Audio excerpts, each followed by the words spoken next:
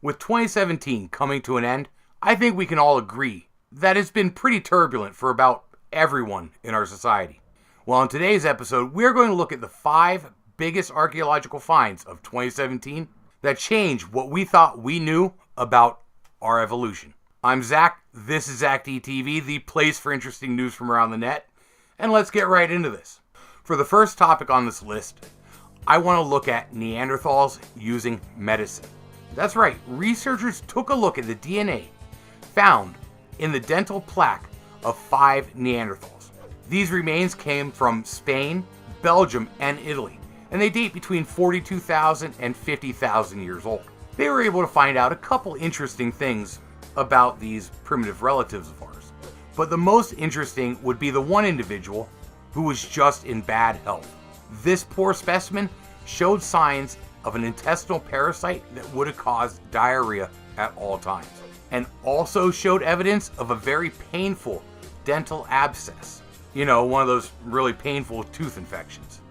On the bright side, however, researchers also found genetic evidence of black poplar in this Neanderthal's dental plaque. Black poplar is a natural painkiller. It contains salicylic acid, the same thing you find in your aspirins in your medicine cabinet right now. They also found DNA sequences from a natural mold that is known as an antibiotic, just like penicillin today.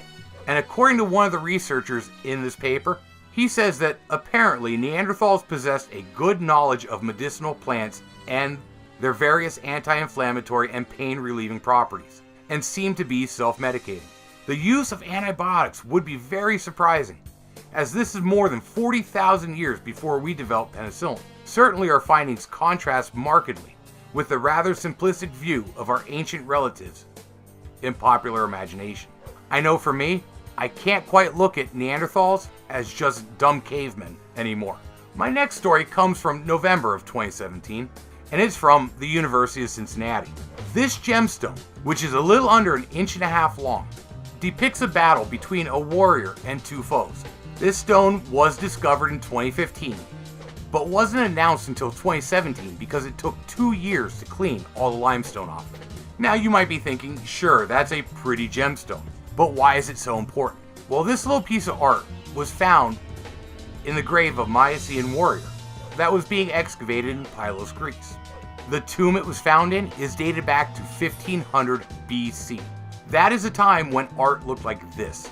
We wouldn't find detailed examinations of the human body and real representations of what a person looked like until 1,000 years later, when we ended up with work like this.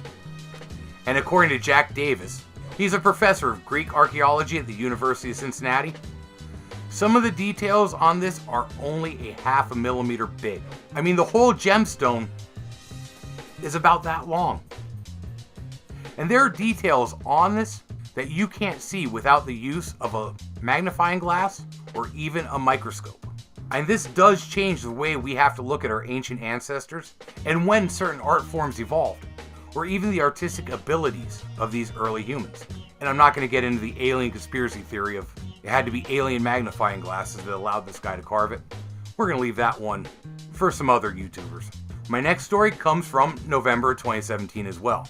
This is from the University of Toronto, and it has to do with their excavation works at Gadarchili Goro and Shulaveris Goro.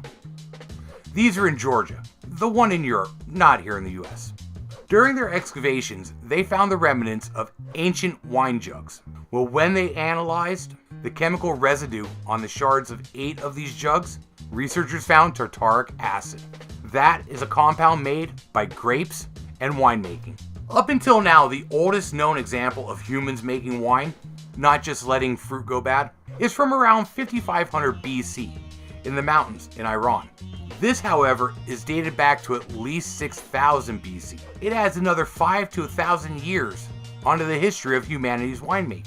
Researchers also feel that this is probably about the oldest we're going to get, because this puts us firmly into the Neolithic period, which is when our ancient ancestors started settling down and making villages, and not being nomads and hunter-gatherers anymore.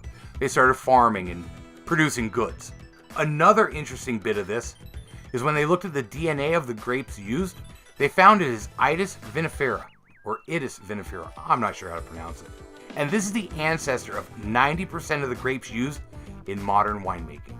My next example comes from May of 2017.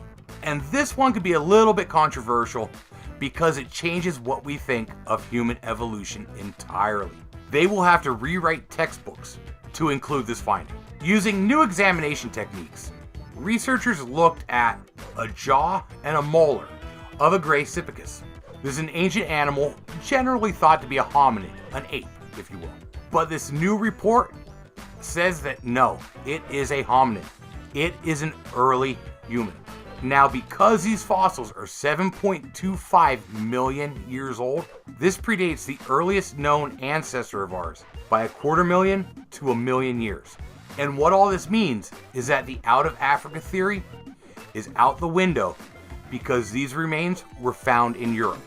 Basically, we didn't evolve in Africa. We evolved somewhere around Greece, around the Mediterranean, and then moved to Africa. This theory is based on the roots and molars of this ancient animal. The molar roots from both these animals show something known as converging roots, where they grow out separately and then merge together.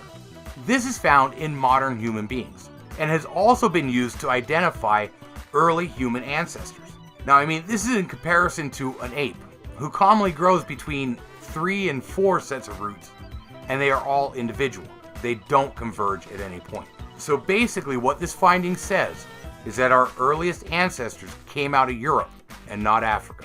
And if the Gracypicus isn't the oldest known hominid, then neither are the ones that were found in Africa either.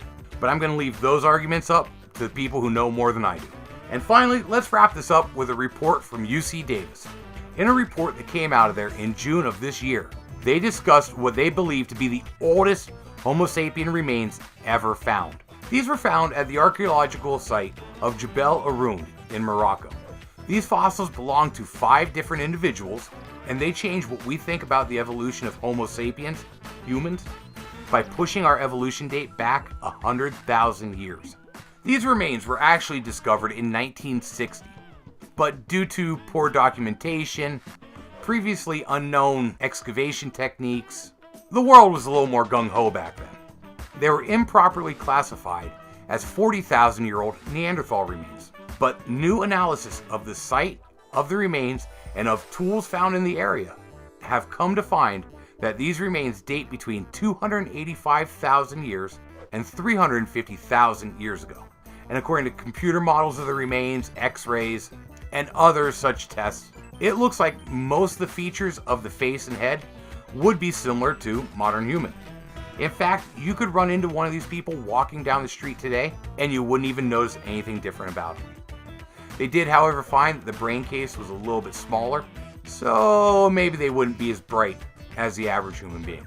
Well, and there you have it. There are 5 major discoveries in archaeology in 2017 that I feel change what we thought we knew about the planet. Which of these discoveries did you find most interesting? Let me know in the comments down below. And if you enjoyed this episode, make sure to share, like, and subscribe to help my channel grow into the new year. I know the holiday weekend's coming up, so I hope to see you here next year. And until then, make sure to have fun and be safe.